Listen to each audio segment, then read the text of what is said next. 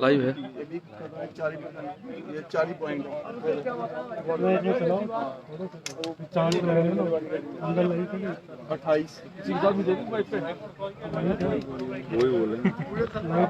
Signal लाएगा देखना। दिक्कत होती है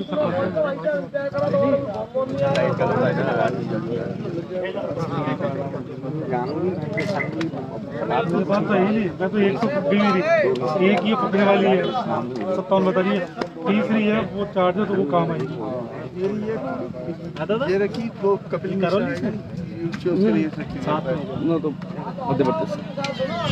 मेरे घंटी जरूर मार देना है ना, इसका वो मिस हो गया उसमें। लाओ मरो सभी साथियों को उपदेश आना की तरफ से जय श्री राम, वंदे मातरम, भारत माता की जय। ये सभी साथी यहीं से हैं। देखिए, मैं हाथरस में था पिछले 5-6 दिन से, आज आप सभी के समक्ष यहाँ हूँ और एक बड़ा सवाल है। मैं ये पूछना चाहता हूँ, जब से पुजारी जी के साथ ये दरिंदगी हुई अब तक, इस समय जब मैं लाइव कर रहा हूँ तो सिर्फ एक आरोपी की अरेस्टिंग हो पाई है। ऐसा ही है? हाँ बिल्कुल एक ही आरोपी। कितने आरोपी थे इसमें? 6 आरोपी। 6 मतलब 5 फरार हैं। 5 फरार। ये आप तक पहुंचनी चाहिए बात कि अब तक 5 आरोपी फरार हैं, उनकी गिरफ्तारी नहीं हो पाई है। केवल एक आरोपी की गिरफ्तारी हुई है अभी। कैलाश मीना। कैलाश मीना उसका नाम है। बाकी जो 5 है वो भी इसी गांव से हैं? वो इसी गांव से हैं, उसी परिवार से। अच्छा, उसी परिवार से हैं। तो 5 के 5 की अभी गिरफ्तारी नहीं हो पाई है। तो सरकार किस तरफ अपना ध्यान केंद्रित कर रही है या क्या मैसेज देना चाहती है? और मैं पूछना चाहता हूँ, जो राहुल जी अभी ट्रैक्टर पर बैठे थे सोफा लगाकर पंजाब में, जो अभी अपनी बहन को लेकर हाथरस गए थे, अपने समर्थकों को लेकर होर्डिंग किया था, यहाँ पर एक पुजारी एक इस तरीके से मतलब उनकी जो है हत्या की गई कि अगर बताते हुए भी मतलब शर्म से सर झुक रहा है। तो कहाँ हैं सभी लोग? या खाली ट्वीट से या इस चीज़ से ही मतलब चल जाएगा कि किसी चीज़ पर ट्वीट कर दो या किसी प्रदेश के कोई भी नेता ट्वीट कर दें, या कुछ रियल में यहाँ होगा?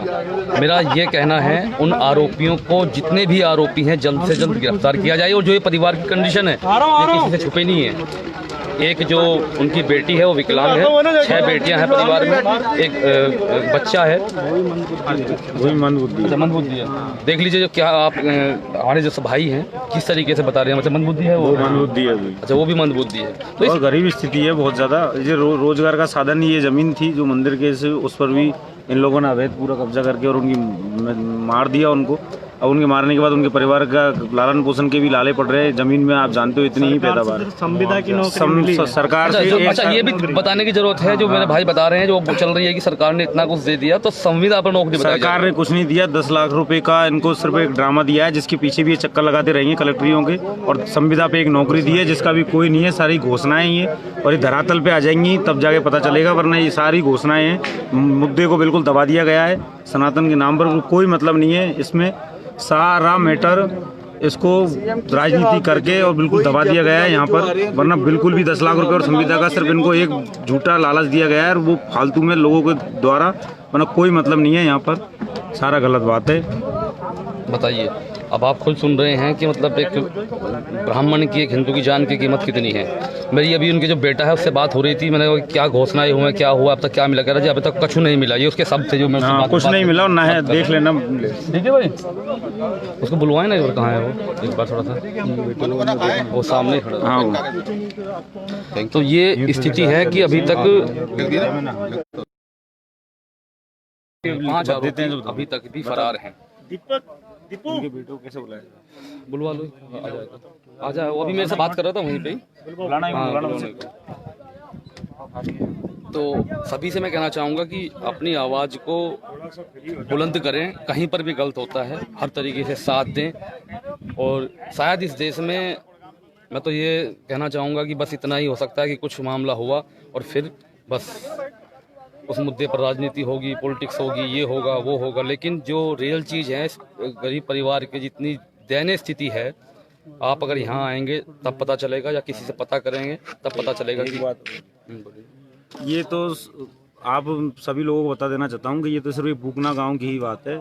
आस पास के जितने भी गांव हैं जहाँ पर 100 साल 200 साल पुराने मंदिर हैं, उनके गरीब परिवारों के ब्राह्मणों के नाम जो जमीनें करी गई हैं, उन सभी पर किसी न किसी भूमाफिया का आज कब्जा है। ये तो आज सबके सामने बात आ गई तो सबके सामने जग जाहिर हो गए, वरना अच्छा, आप हर पूरे इस एरिया की बता रहे हैं बात? पूरे एरिया में, पूरे जिले में, करौली में जितने भी देवस्थान विभाग के मंदिर हैं उनके नाम जमीनें हैं, उसमें गवर्नमेंट कुछ नहीं करती है। सारे जमीनों को या तो किसी ने पंडित को 2-5 हज़ार रुपये देके कब्जा कर लिया, उस पर ब्याज के नाम पर चढ़ाकर, या फिर किसी पर उल्टा सीधा करके सारे जमीनों के सारे किसी भी गांव में क्लियर जमीन बेचारे गरीब ब्राह्मण के पास नहीं है। आप चाहे पता लगा के देख लीजिए, सारे गवर्नमेंट को मैं कहता हूँ किसी भी गांव में अगर पूरी ज़मीन का अगर वो भोग कर रहा हो, अगर कोई भी पंडित या जो भी उसको पूजा करने वाला जो उसका पूजा करता है मंदिर के लिए, उनके लिए, तो वो नहीं कर रहा है। सारे लोगों ने, गांव के भूमाफियाओं ने उस पर कब्जा कर रखा है, हर गांव में कर रखा है। आप पूरे डिस्ट्रिक्ट के, पूरे जिले के किसी भी गांव में जहां पर देवस्थान विभाग का 200-300 साल पुराना मंदिर है और उसके नाम 10-5 बीघा जमीन है, वो सारे गाँव की जमीनों पर सभी जगह कब्जा है, कहीं पर भी आप देख लीजिए। बताइए, तो हमारी सरकार से मांग है कि 50 लाख का जो है मुआवजा दिया जाए और इस परिवार को घर दिया जाए, और जिस तरीके की हालत है इस पर सरकार को कुछ सोचना चाहिए।